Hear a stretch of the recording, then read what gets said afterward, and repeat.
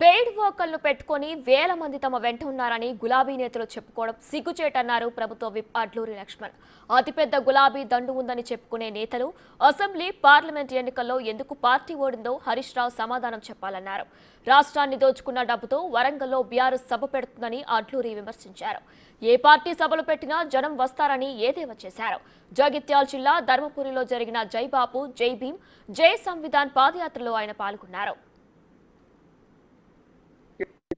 రామారావు, కవితక్క, మాజీ ముఖ్యమంత్రి మాట్లాడు కాదు. ఎందుకు మన పార్లమెంట్ లో డిపాజిట్ ఎందుకు పోయింది?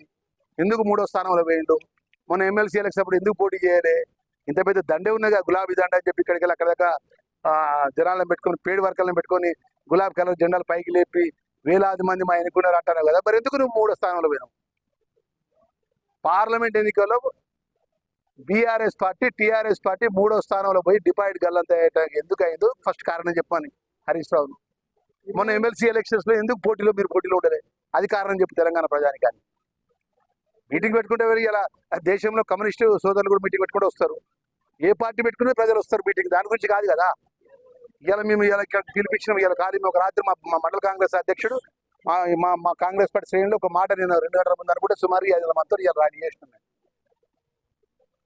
మీ లెక్క అక్రమంగా రాష్ట్రాన్ని దోసుకున్న డబ్బులతో గిట్ట మేము